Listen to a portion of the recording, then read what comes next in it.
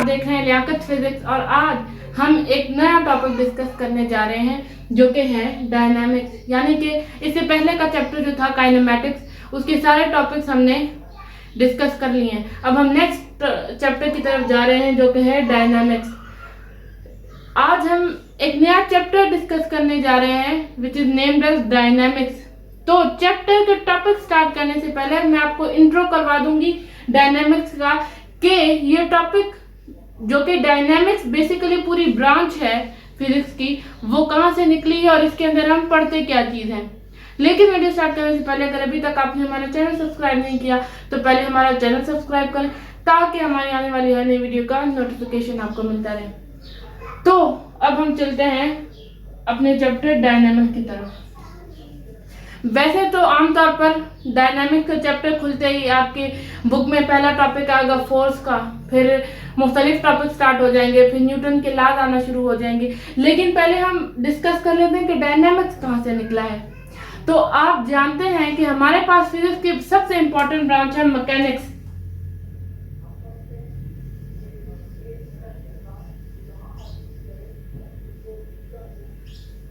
Mechanics physics की वो branch है जिसके अंदर हम मोशन को स्टडी करते हैं। अब मैकेनिक्स के हमने टू फर्दर ब्रांचेस की, उनको क्लासिफाई किया टू ब्रांचेस में, काइनेमैटिक्स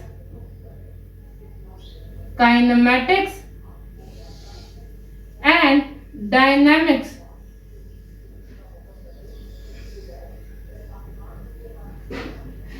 क्योंकि आप इससे पहले चैप्टर काइनेमैटिक्स पूरा डिस्कस कर चुके हैं, पूरा पढ़ चुके हैं, तो आपको आइडिया होगा कि हम काइनेमैटिक्स चैप्टर में भी मोशन ही पढ़ते हैं।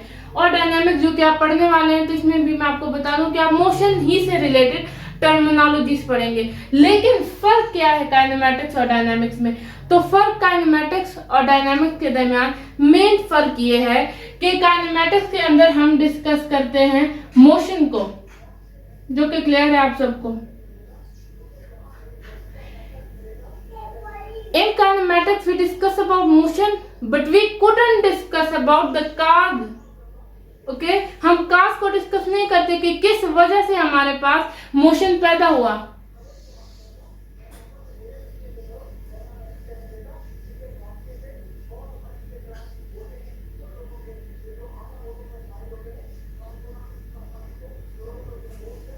लेकिन डायनामिक्स में हम मोशन को तो डिस्कस करते हैं, लेकिन मोशन के साथ साथ हम उस कॉज को भी डिस्कस करते हैं कि आखिर ये मोशन पैदा हुआ तो किस वजह से पैदा हुआ।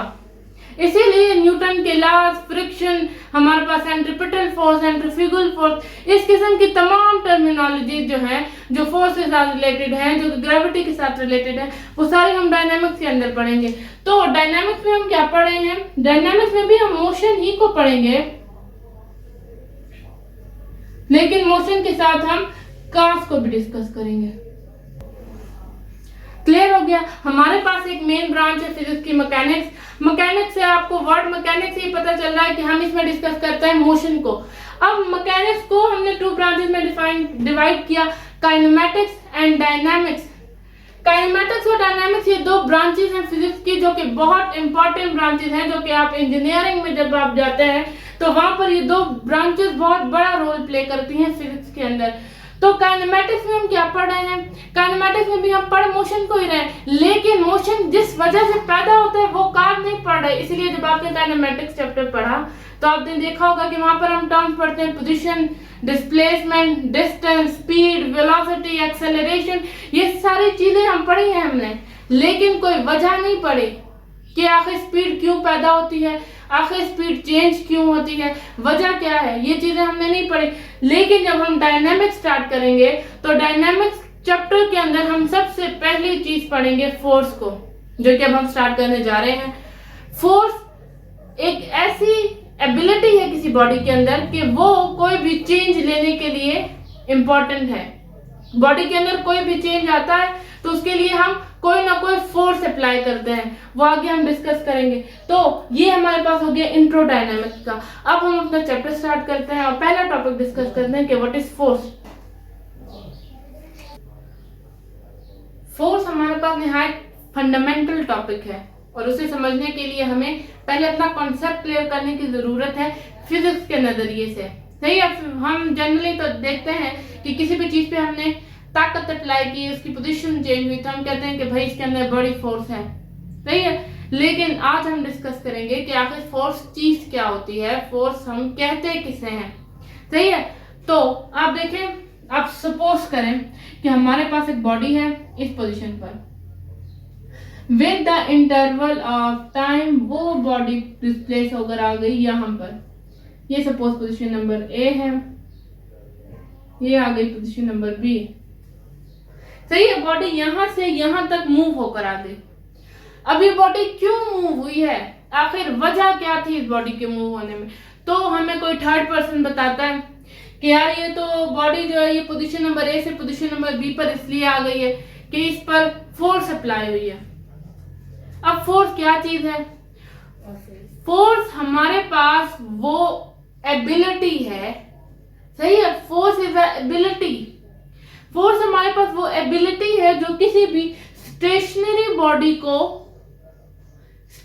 बॉडी को मोशन में लाए या मूविंग बॉडी को स्टेशनरी हालत में लाए। मतलब कि एट पर आ जाए वो बॉडी, या कोई बॉडी जो मूव कर रही है वो रुक जाए, तो उसे हम क्या कहते हैं? उस एबिलिटी को हम क्या कहते हैं?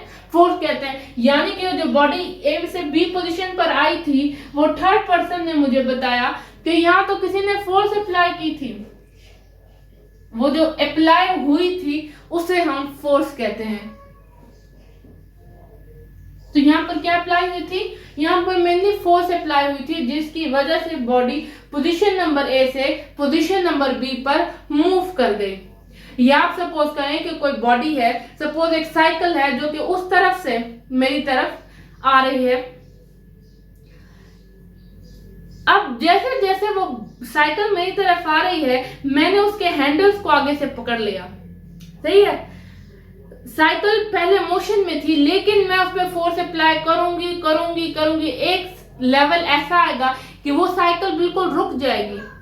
उस साइकिल के रुकने की वजह से, देखिए अब मैंने फोर्स अप्लाई की है ना, मेरे पास ऐसी एबिलिटी मैंने अप्लाई की है जिसकी वजह से वो बॉडी मोशन में थी, अब वो स्टेशनरी हालत में आ गई है। सही है, इसी तरह से अगर हमारे पास देखें, जैसे ये बॉडी थी, आप सपोज करें ये बॉडी रेस्ट की पोजीशन पे थी, मैंने इस पे फोर्स अप्लाई की और ये बॉडी क्या चेंज हो गई? मोशन में आ गई। या सपोज करें कोई बॉडी है जो कि स्ट्रेट मूव कर रही है। सही है, बिल्कुल स्ट्रेट लाइन में मूव कर रही है, यहां से यहां तक भी स्ट्रेट आ गई वो। अब यहां से मैं इस पे इस डायरेक्शन में फोर्स अप्लाई करती हूँ और ये अपनी डायरेक्शन बदल लेता है। अब बॉडी इस डायरेक्शन में आ गई है। देखिए, हम फोर्स सिर्फ और सिर्फ स्टेशनरी बॉडी को मोशन में लाने के लिए या जो मोशन में बॉडी हो उसे स्टेशनरी पोजीशन में लाने के लिए नहीं कहते, किसकी बॉडी की डायरेक्शन को चेंज करने के लिए भी हम एक एबिलिटी यूज करते हैं, उसे भी हम फोर्स कह सकते हैं। तो आई होप आप लोगों को जनरल एक कॉन्सेप्ट आ गया होगा कि वो एबिलिटी जिसकी वजह से कोई स्टेशनरी बॉडी मोशन में आए या मूविंग बॉडी स्टेशनरी हालत में आए तो उसे हम कहते हैं फोर्स। अब मैं फिजिक्स का जो तरीका है, डेफिनेशन, एक्सप्लेनेशन और मैथमेटिकल तरीके से आपको समझाती हूँ ताकि आपको बाकायदा क्लियर हो जाए ये topic. Understood?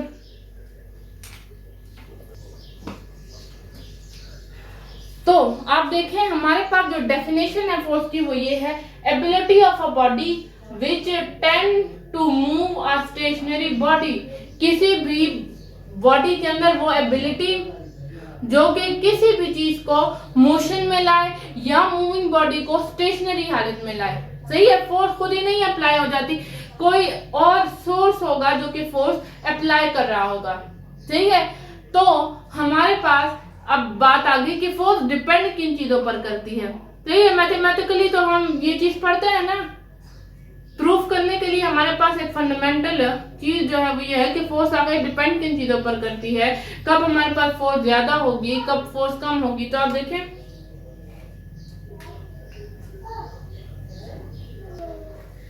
Force is directly proportion to mass and force is directly proportion to acceleration. Force कब ज्यादा होगी? जब मास हमारे पास ज्यादा होगा। सही है, force is directly proportional to mass. Mass ज्यादा है तो फोर्स भी ज्यादा लगेगी, मास कम है तो फोर्स भी कम होगी। सही है। इसके बाद हमारे पास है अगला चीज एक्सेलरेशन। जितनी ज्यादा एक्सेलरेशन होगी हमेशा फोर्स इतनी ही ज्यादा होगी, फोर्स लगेगी भी ज्यादा। फोर्स एक्सेलरेशन अगर बॉडी की ज्यादा होगी तो हमें उस बॉडी को रोकने के लिए ज्यादा फोर्स दरकार होगी ताकि हम उस तेजी से आने वाली बॉडी को रोक सकें। आप सपोज करें कि एक साइकिल है और वो आ रही है तो मुझे कम फोर्स लगानी पड़ेगी उसे रोकने के लिए, क्योंकि उसकी स्पीड कम होगी एज कंपेयर टू अगर वहां से एक बाइक आ रही है तो वो तो मुझसे नहीं रुकेगी क्योंकि उसकी एक्सेलरेशन बहुत ज्यादा है मेरी फोर्स से। सही है। तो हमारे पास एक्सेलरेशन के साथ फोर्स का डायरेक्ट रिलेशन है।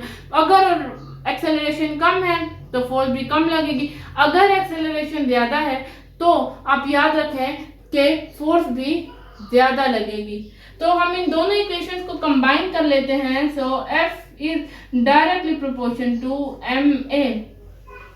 हम कांस्टेंट पुट कर देंगे 1, तो F is equal to ma and this is mathematical form of force.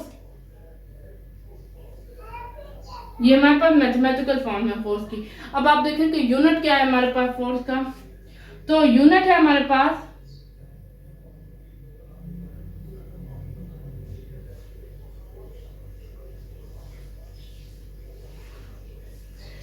As आप जानते हैं कि F is equal to ma।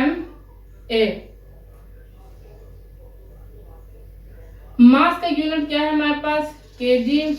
Acceleration का यूनिट है हमारे पास मीटर पर सेकंड स्क्वायर। सही है। लेकिन इसके अलावा एक और खास यूनिट है हमारे पास फोर्स का और वो है F is equal to Newton.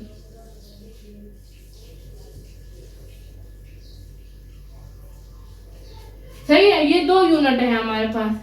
ये हमारे पास है बेसिक यूनिट, इसे हम क्या कह सकते हैं? Basic unit. और इसे हम कह सकते हैं डिराइव्ड यूनिट।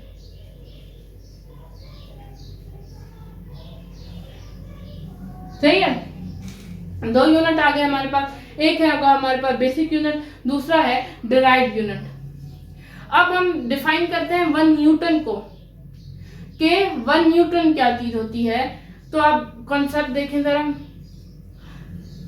1 न्यूटन हम फोर्स तब कहेंगे कि अगर एक बॉडी आ रही है उसका मास हमारे पास 1 kg है। इफ अ बॉडी है 1, जैसे कि हमारे पास एक बॉडी है जिसका मास 1 kg है और उस बॉडी की एक्सेलरेशन हमारे पास है 1 मीटर पर सेकंड स्क्वायर, तो वहां पर जो हमारे पास कलेक्टिवली फोर्स लगाएंगे हम उस बॉडी को स्टेशनरी हालत में है तो मूव करने में, या मोशन कर रही है तो उसे रोकने में, तो वो कितनी फोर्स लगाएंगे? 1 न्यूटन। क्लियर हो गया यहाँ तक? एक्सप्लेनेशन में भी हमें यही बातें बताई गई हैं आप लोगों की बुक में जो है, लेकिन जनरली आप लोगों की बुक में यही तक बात है, फोर्स को यहीं तक समझाया गया है और यहीं तक आप समझ लें तो बहुत है आपके लिए। सही है। इसके बाद हम अगले टॉपिक जो है अपने चैप्टर में वो डिस्कस करना शुरू करेंगे, जो कि निहायत इम्पोर्टेंट टॉपिक्स हैं। सॉरी। इसके बाद हम आगे टॉपिक्स डिस्कस करना शुरू करेंगे जो कि निहायत इंपॉर्टेंट टॉपिक्स हैं। तो अगर आप हमारे इसी तरह के और भी वीडियो देखना चाहते हैं तो आप हमारा चैनल विजिट कर सकते हैं। Thank you so much.